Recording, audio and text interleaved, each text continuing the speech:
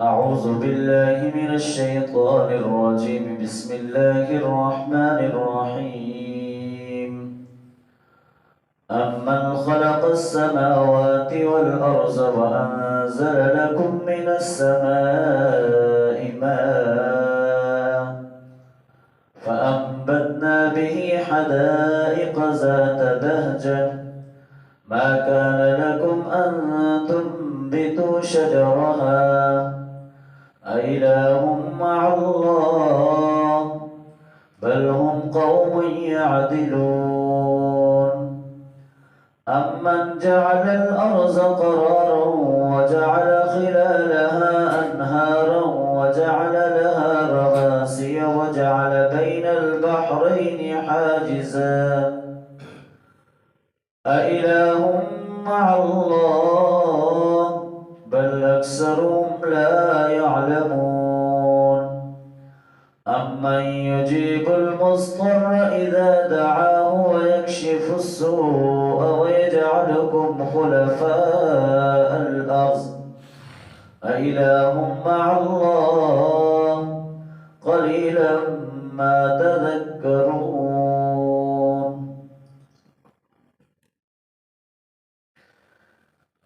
آج کی ان آیات کے اندر اللہ تعالیٰ نے اپنی کبریائی کو بیان کیا ہے اور ایک سوالیہ انداز اختیار کیا ہے کہ یہ جو زمین و آسمان یہ سب کچھ جو بنایا ہے وہ اس رب نے بنایا ہے، تو لہذا کہ اللہ کے علاوہ بھی کوئی معبود ہو سکتا ہے؟ تو انہی آیات کے اندر جو ہے وہ اللہ تعالیٰ نے بار بار یہی سوال کیا ہے کہ الہ مع اللہ، کہ اللہ کے ساتھ کوئی اور معبود بھی ہے؟ تو گویا جب سب کچھ بنانے والی وہی ذات ہے تو پھر عبادت اور سجدہ بھی جو ہے وہ اسی کو جچتا ہے کہ جس نے سب کچھ جو ہے وہ بنایا ہے، جو ساری کائنات کا مالک ہے۔ امن خلق السماوات والارض، کون ہے، بھلا کون ہے کہ جس نے بنایا آسمانوں اور زمین کو، وَأَنزَلَ لَكُم مِّنَ السَّمَاءِ مَاءً، اور تمہارے لیے آسمان سے پانی اتارا، فَأَنبَتْنَا بِهِ حَدَائِقَ ذَاتَ بَهْجَةٍ، اور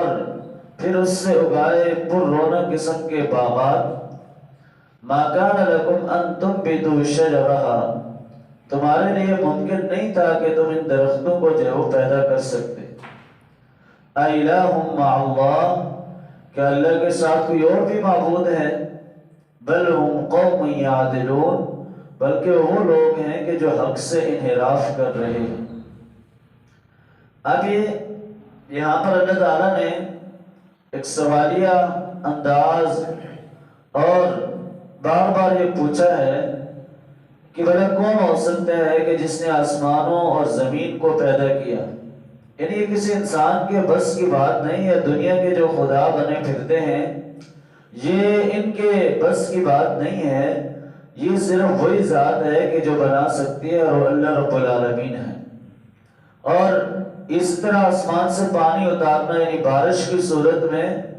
کہ کسی انسان کے لیے یہ ممکن ہی نہیں ہے۔ اللہ رب العالمین چاہے تو پوری دنیا پر ایک ہی وقت میں جو ہے وہ بارش برسا سکتا ہے۔ یہ سب کچھ اسی کے کنٹرول اور اختیارات کے اندر جو ہے وہ موجود ہے، کہ سب ایک اشارے کے جو ہے وہ مرہون منت ہے۔ لہٰذا یہ زمین و آسمان، یہ بارش کا اترنا، اور اسی طرح اللہ نے جو مختلف قسم کے باغات بنائے ہیں کہ ہر چیز کے یعنی کھجوروں کے باغات ہیں، انگوروں کے ہیں، اس طرح اور جو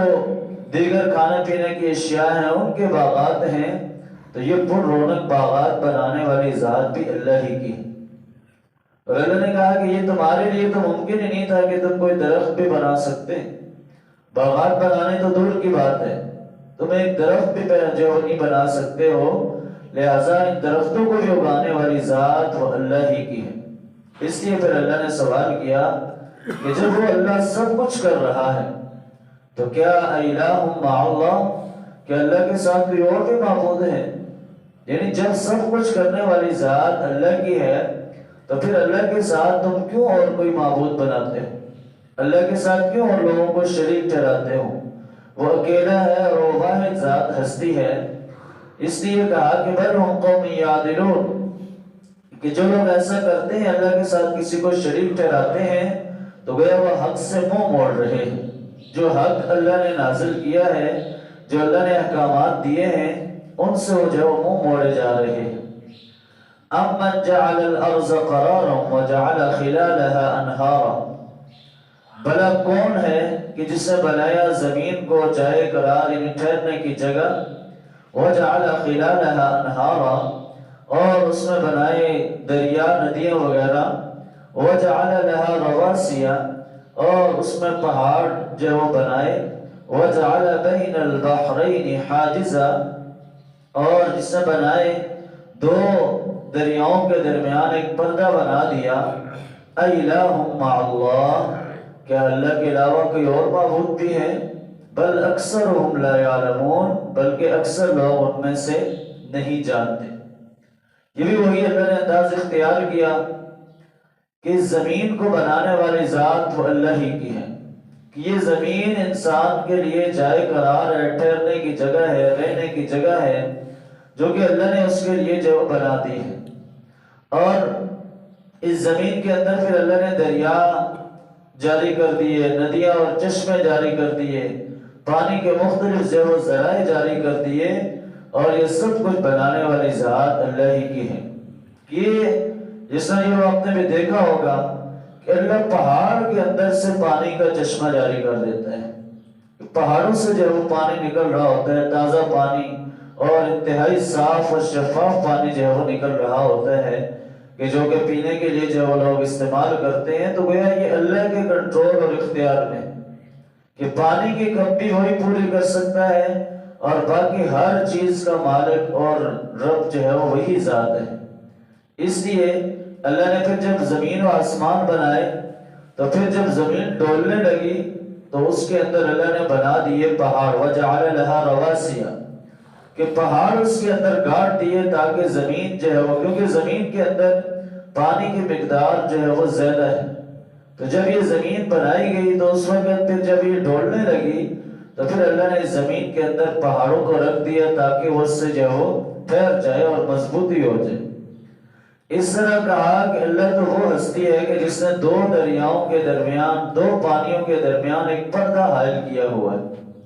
یعنی وہ رب ہی ہے، کہ جیسا سورہ فرقان کے اندر بھی اور دیگر جگہ بھی اللہ نے ذکر کیا ہے کہ اس سے مراد یعنی وہ دو پانی ہیں، ایک میٹھا پانی ہے اور ایک کڑوا پانی ہے، یعنی ان دونوں کے درمیان اللہ نے ایک پردہ حائل کر دیا ہے کہ وہ آپس میں جو ہے وہ ملتے نہیں۔ حالانکہ یعنی سمندر کے اندر یا دریاؤں کے اندر بے شمار چیزیں جو پھینکی جاتی ہیں، ان کے اندر بے شمار ایسی چیزیں جو پھینکی جاتی ہیں، لیکن پھر بھی کیا ہے، اللہ اس کے اندر بھی جو ہے وہ پاک پانی کو، صاف پانی کو جو ہے وہ الگ کر دیتا ہے، اور جو پینے والا پانی، یعنی نکلتے تو ظاہر دونوں زمین سے ہی، یعنی جو کڑوا پانی ہے وہ بھی زمین سے ہے اور میٹھا پانی بھی زمین سے ہے، لیکن اللہ نے اس کے اندر ایک ایسا سلسلہ بنا دیا ہے کہ یہ آپس میں جو ہے وہ مل نہیں سکتے ہیں، اور ان کے درمیان کوئی ایک پردہ حائل ہو جاتا ہے